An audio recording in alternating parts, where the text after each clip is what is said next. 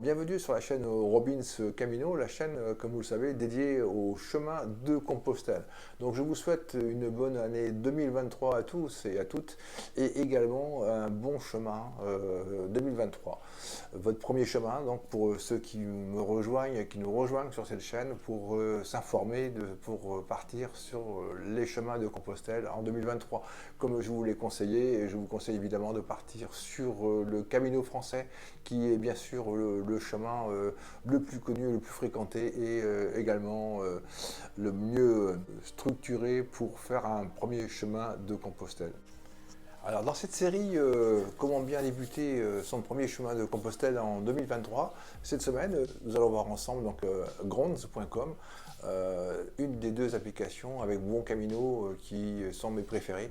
Je vous ai expliqué les raisons pour Bon Camino, et bien pour Gronds c'est la même chose avec une nouveauté que maintenant vous allez voir, hein, il y a une application Map, ça s'appelle comme ça, Gronds Map, pour votre téléphone. Et je vais vous expliquer donc dans un tutoriel comment ça fonctionne. Et vous saurez à l'issue de cette vidéo vous servir avec rapidité de Gronds, tant pour choisir votre étape, faire votre étape, et puis également avoir toutes les informations comme un guide papier à jour sur le chemin, sur ce qu'il y a à visiter, sur le contenu de l'étape.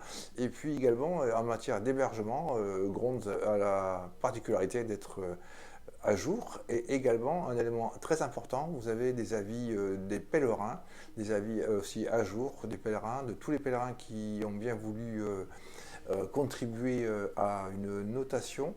Et là, vous avez, contrairement à Bon Camino, vous avez non seulement des évaluations, c'est juste simple, un pouce rouge ou un pouce vert. Et donc, quand on est content, on met un pouce vert. Et puis, les pèlerins laissent des avis. Donc, vous pouvez mieux vous faire une opinion sur ce qui pourrait vous embêter dans cet hébergement, ou sur lequel vous pourriez passer, même si quelqu'un n'était pas content de, par exemple, qu'il n'y a pas de chauffage. Et vous, si vous êtes égal, par exemple, eh bien, vous allez quand même y aller.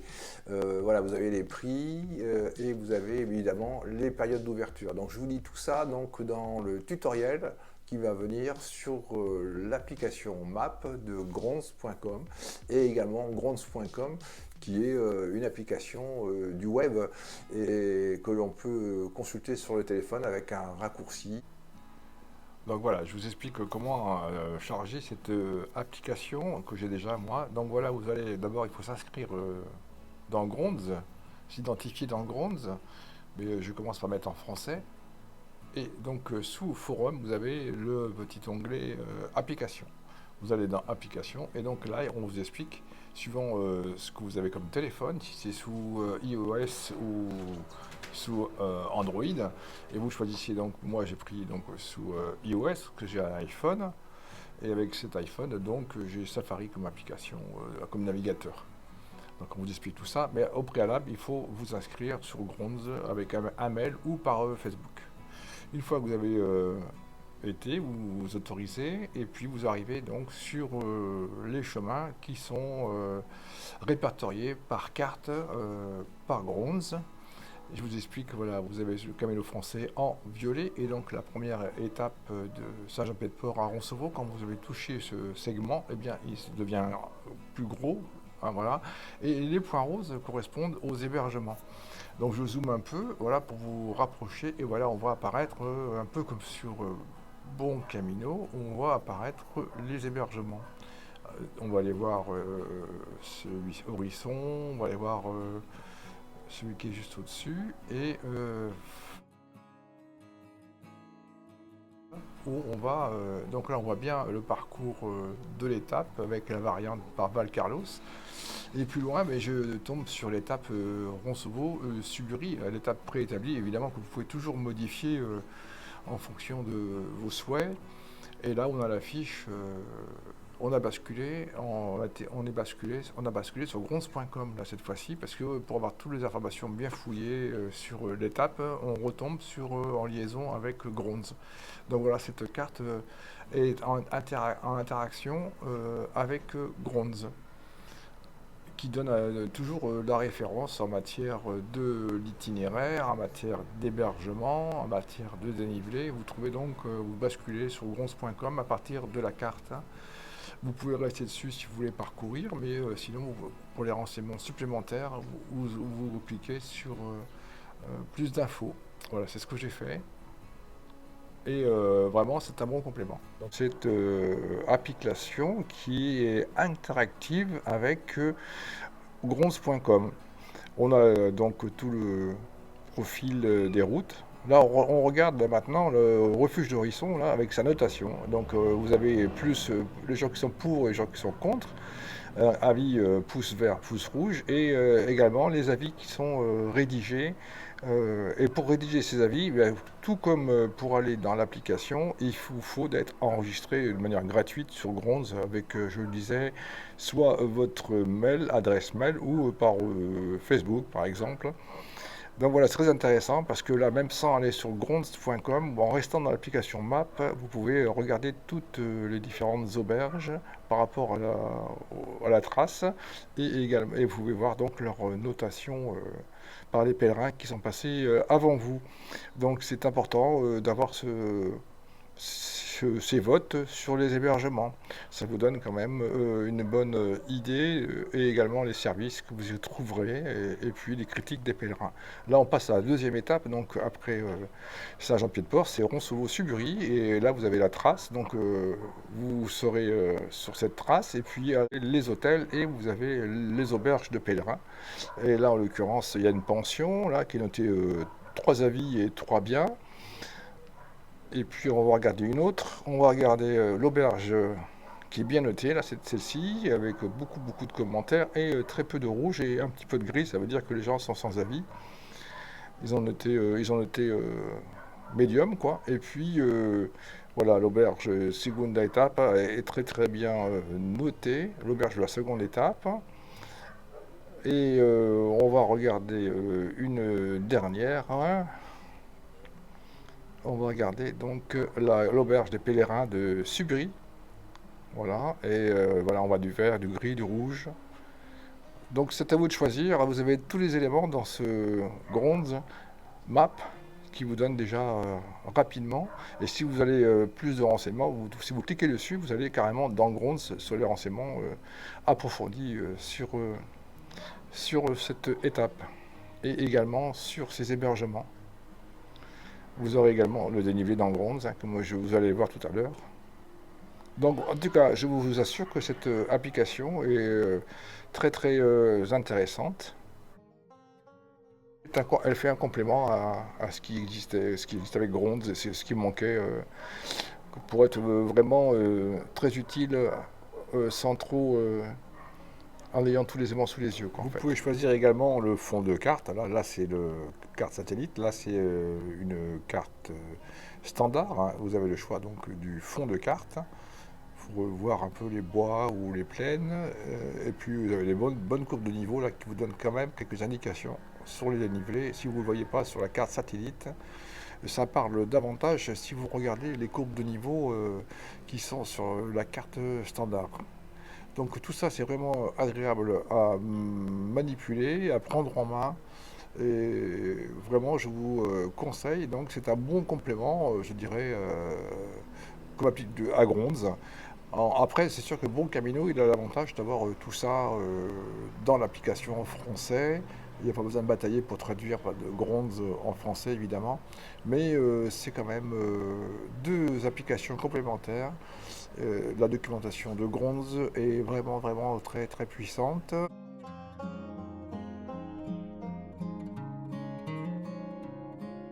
Après avoir au préalable installé gronds.com, donc un raccourci du site web sur mon bureau, mon dossier Camino, je traduis le site en français, comme tous les sites web dans la barre d'outils, en haut, à côté de Gronds, là, on choisit sa langue.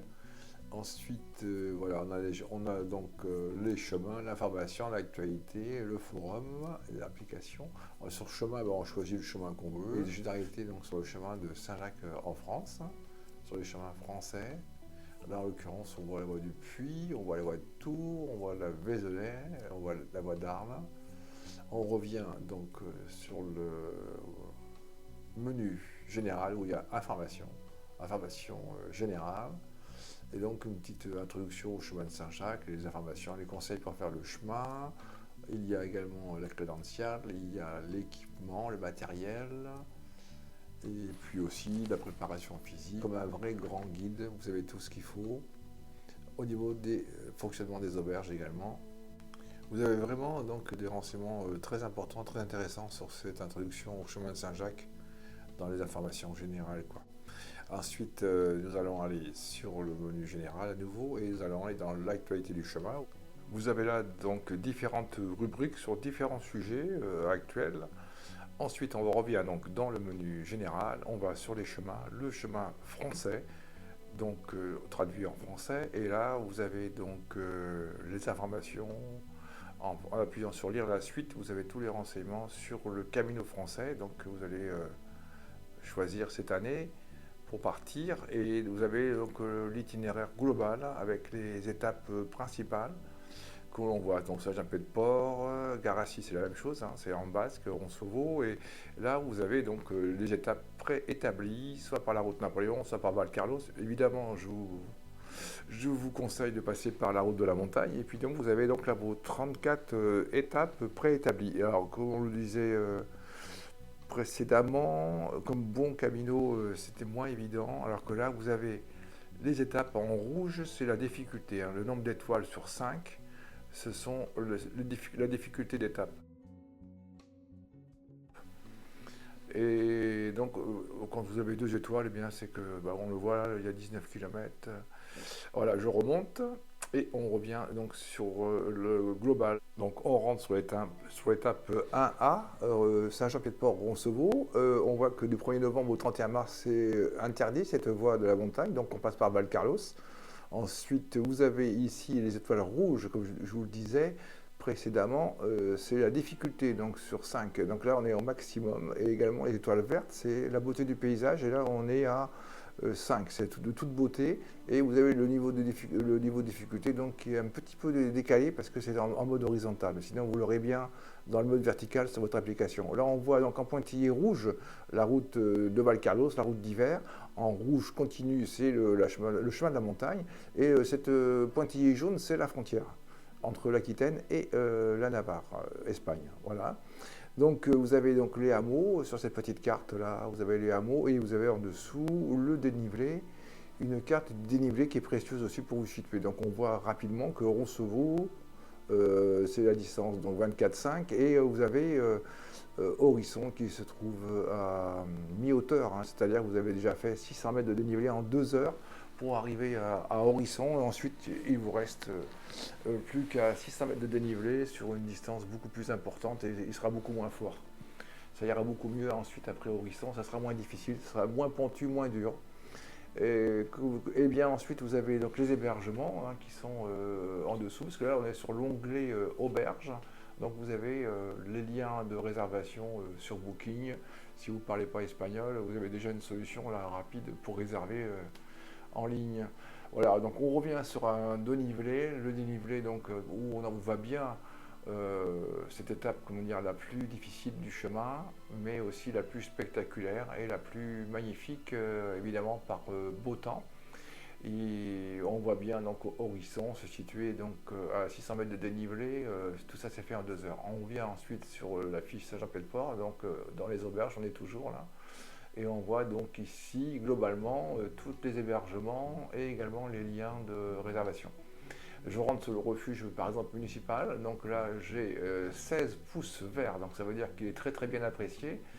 Vous pouvez voir donc les horaires d'ouverture, également les prix, la situation, et chose intéressante, vous avez une photo, vous avez également les avis des pèlerins, c'est-à-dire que contrairement à Bon Camino, comme je vous le disais aussi, là on peut avoir les avis des pèlerins et les gens, leurs commentaires. Alors que Bon Camino, vous n'avez qu'une évaluation globale avec des petits ronds jaunes, et c'est tout. Alors que là, les gens donnent leur avis, et c'est bien alimenté sur le Gronds. Beaucoup de gens participent à la notation des auberges.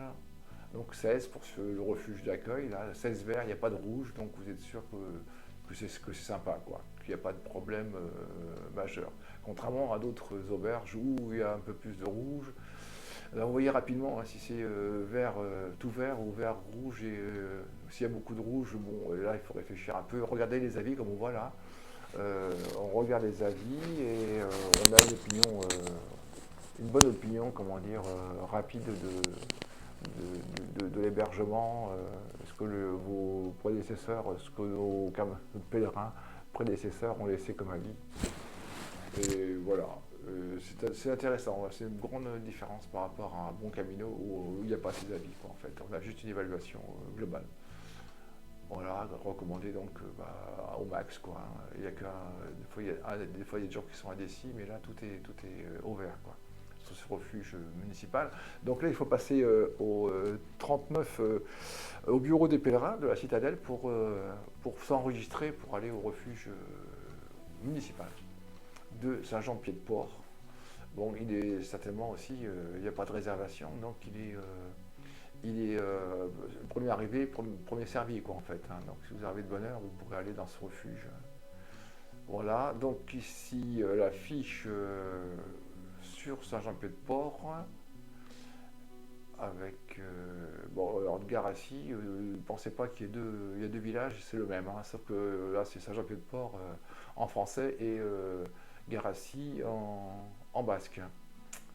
Bon, je suis resté assez longtemps sur cette fiche là, pour que vous puissiez bien vous familiariser, mais n'hésitez pas à y aller, à regarder, à cliquer pour regarder où vous arrivez et ce qu'il y a d'intéressant. Donc là, on passe sur le parcours long, oui, l'onglet auberge, parcours. Là maintenant, j'appuie sur parcours. Et là, vous avez donc un descriptif et également les directions à prendre. Mais en fait, ça sert très peu en fait, sur Gronds, en fait.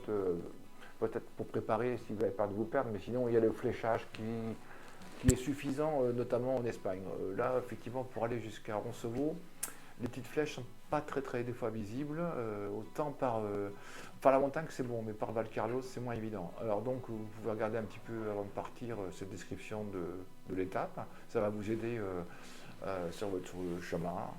Et, mais ce n'est pas en fait, si vous avez la trace, ça va être très bien aussi hein, avec la trace, sans avoir à... Parce qu'en fin de compte, il faut regarder en permanence pour à droite, à gauche, c'est compliqué. Donc alors que quand on a la trace et un peu de fléchage, eh bien, tout se passe bien. Donc là, on est sur le perroquet. Donc celle-là, ça veut dire que c'est tout ce qui est donc historique, ce qui est culturel, les lieux à visiter, les particularités du chemin, c'est dans le perroquet. Et donc ça, c'est à lire par contre la veille pour bien savoir ce que vous avez trouvé sur votre chemin et les avertissements et plein de choses importantes qu'il faut connaître avant de partir. C'est vraiment le mieux, quoi. Donc voilà, ça vous permettra de bien, c'est vraiment le guide, la partie du guide aussi, là, qui vous permettra de bien apprécier le chemin que vous allez faire, l'étape que vous allez faire donc le lendemain. Donc on revoit donc dans les onglets, vous avez donc l'onglet auberge, vous avez tous les hébergements, vous avez déjà la carte dedans, une description sommaire. Ensuite après vous avez l'étape, donc le parcours où qui décrit aussi à droite, à gauche, ceci, cela. Et puis après en troisième onglet c'est le perroquet. Et le perroquet, vous avez vraiment le guide complet, vous disiez historique et culturel du chemin. Et tout ce qu'il y a à voir et à ne pas rater, notamment, vous n'avez pas passé peut-être dans 8 jours, donc quand vous êtes sur le chemin, c'est quelque chose de vraiment intéressant à voir, tant au niveau des monastères, au niveau des abbayes, au niveau des différents lieux historiques ou culturels, eh bien, il ne faut pas les rater. Donc je vous laisse parcourir donc, tout ce qu'il y a à voir à Saint-Jean-Pied-de-Port, là, on voit. Et puis la région, et donc il y a le vin, il y a tout, il y a aussi les plats absolument à pas rater. Voilà, j'espère que vous avez bien compris comment fonctionne Gronds et tous les éléments, tout ce qu'on peut trouver dessus.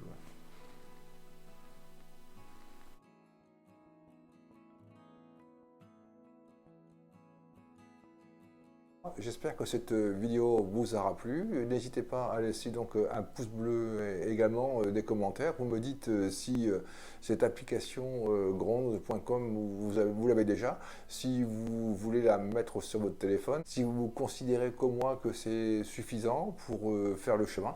Moi je pense qu'avec gronde.com sur votre téléphone, avec Gronde, vous pouvez faire votre chemin et beaucoup de chemins en Espagne sans problème. Donc je vous dis donc à la semaine prochaine et je vous remercie d'avoir suivi cette vidéo jusqu'à la fin.